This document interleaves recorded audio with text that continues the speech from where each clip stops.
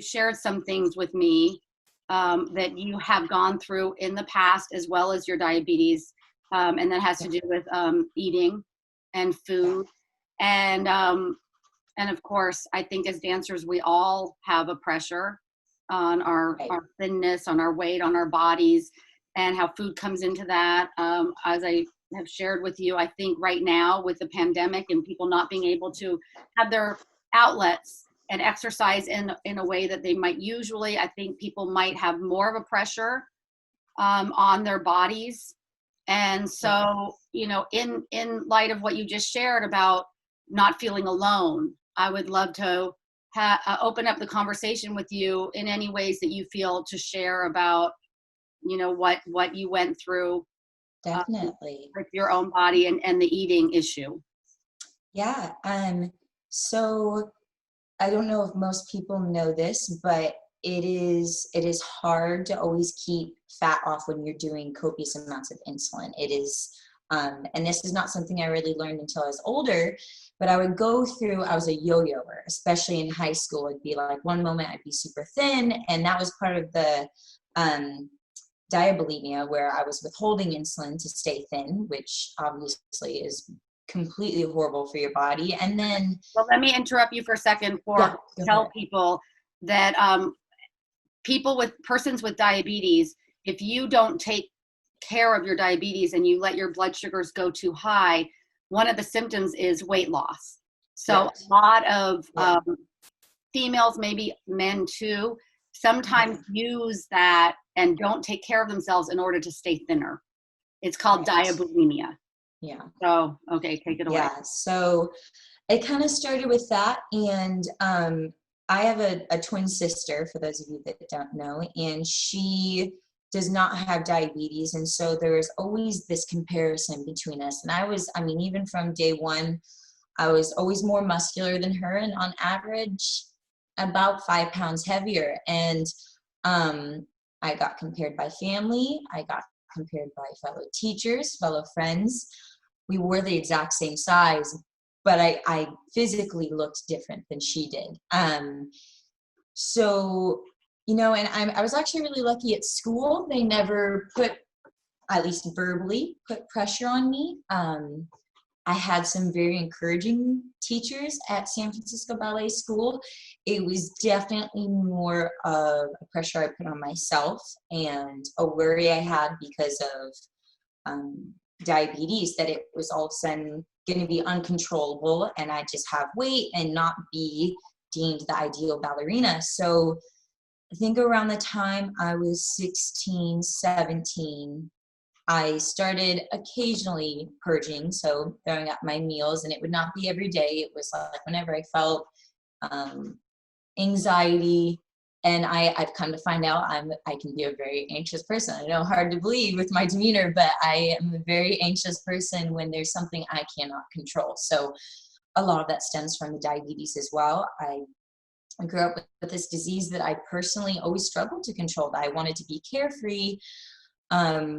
And I felt like it really was always on my mind. I got a traineeship with Ballet West in Utah, and that's when it really got bad. I felt like I just had no control. Diabetes was out of control. Blood sugars were making me feel horrible most days. And what was happening was I was emotionally eating, kind of like what we talked about a little bit, and I was purposely doing it so that I had something to control. And bulimia very much was my version of control. I had a hard time controlling my diabetes, so this was something I was actually good at doing. It felt easy, and I think somehow I felt pride in the fact that I knew that bulimia was hard for other people, but it came to me naturally. I almost felt like I'm good at this, and that was another rough realization for me, that I liked it because I felt successful at it. And it was control. And so it was about 2 years of just throwing up after every meal. But what started to happen is, instead of losing weight, I started to swell. So I'd wake up and my hands would be swollen, my face was swollen. I always had broken capillaries in my eyes. I had constant sores in my throat. I wasn't sleeping. It was a bad time. And so that's when I finally, around 20, and I hadn't told my family. No one was aware. It was just kind of a secret I kept to myself for a while. I think some of my siblings might have been aware, but they didn't really have proof, so they didn't want to just all of a sudden make an accusation. It's a pretty strong accusation. So just out of the blue, I told my parents that second year of being at Valley West, that I want to quit. And they were like, where did this come from? Why? This is strange. I moved home, and I finally kind of told them around 20 what was happening. And at the time, I'd put on a bit of weight from swelling. It wasn't fat. I was puffy. Things were tight, but you could tell it wasn't normal fat. It wasn't saggy. It wasn't loose. I was swollen. I was retaining the water. And I told my family that I was having a problem with weight, and they said, that's obvious, we can tell. And I asked them, I told them I had bulimia, and they said, well, obviously it's not working, is what they said to me. So it was this moment of, I'd finally come forward with the fact that I'd been an absolute hell for 2 years. And I told the people closest to me, and I was a letdown. I'd failed them.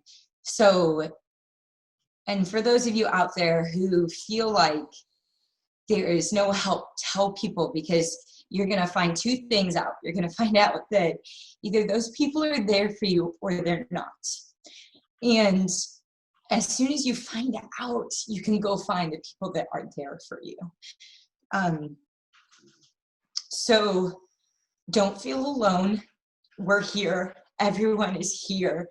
And I think the beauty of it is that even if someone doesn't have an issue necessarily with an eating disorder, everyone's got a trial of some kind. And my biggest fault was believing I was alone in all of it. So, if you take anything from the story, it's you're not alone. You just got to start with that first step of reaching out. And once I did, even though they didn't respond the way I wanted to, I felt freedom. It was liberating. So, you just got to get it out the best way that you can. So what happened? Was it them that got you to a therapist, your parents, or was it you finding somebody? So what happened, I just started seeing a therapist this year, actually. Pretty much when I finally told my parents and my family, and I didn't feel like I got the support I needed at the time, I started to deal with it on my own. I started to research.